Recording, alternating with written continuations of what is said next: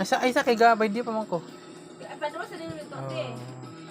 Hello guys, good evening sa tanan guys. So konting handa lang namin guys. Pasalamat sa achievement ng aming mga chikiting na ano sila sa mga honor students guys. So, thank you so much din sa Panginoon na nagbigay ng knowledge and wisdom sa aming mga anak na naging ano sila honor students. So ibigay namin lahat ang mga pagpapasalamat sa ating Panginoon guys. Glory to God sa achievements ng aming mga dalawang chikiting. Ayan po mga aming Mod, imong kuan.